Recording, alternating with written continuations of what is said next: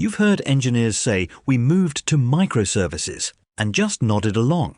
By the end of this, you'll actually get it, using a simple food court and no jargon. Let's start with how apps were usually built, as one big program that does everything. Orders, payments, delivery, all in a single codebase run by one team, released together. Picture one giant restaurant kitchen where one crew cooks every dish on the same stove. It's called a monolith, and honestly, for a new app, it's simple and it works. The trouble starts as it grows. Change one small thing, and you have to rebuild and restart the whole program. One bug in one corner can bring the entire app down, and when one feature gets busy, you can't add power to just that part. You have to scale everything. A tiny fix means shutting the whole kitchen, and one burnt dish stalls every order.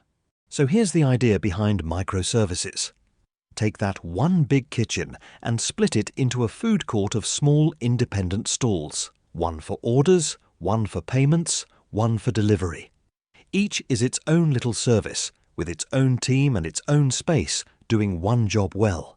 But separate stalls still need to work together.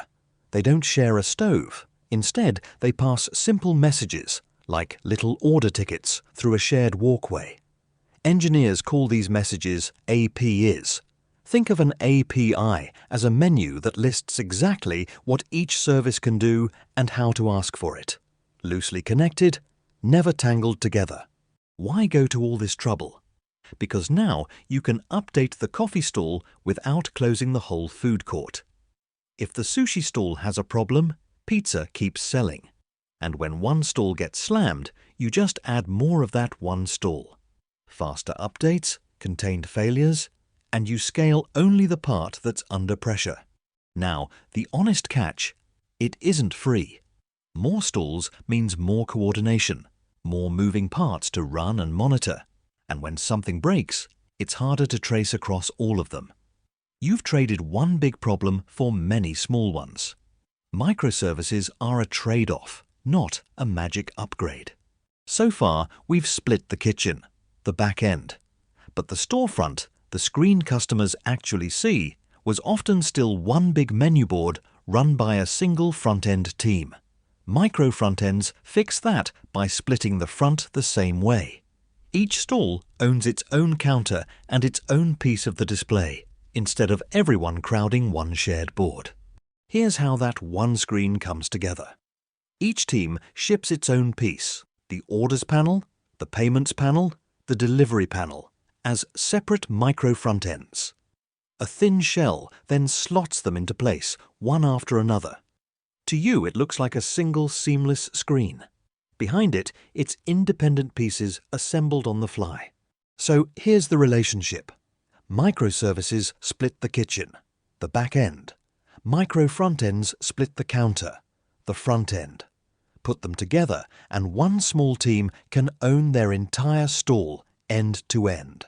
The service that does the work, and the piece of screen the customer sees. And here's what happens when you tap a button. Your panel asks its own microservice for what it needs, and gets an answer straight back.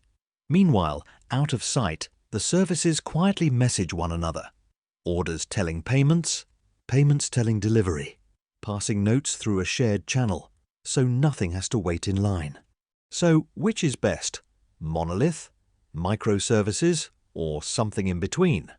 Honestly, none of them is best on its own. It depends on your size and stage. A monolith, one kitchen, is great for a small team and a new app.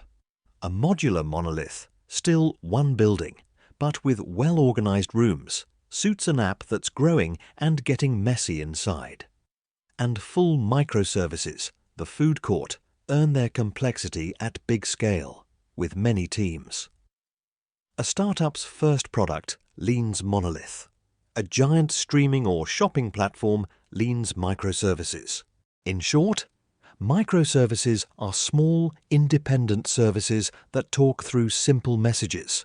Micro-frontends split the screen the same way, and the right choice always depends on your size. Not always the answer, but powerful when many teams need to move fast, independently.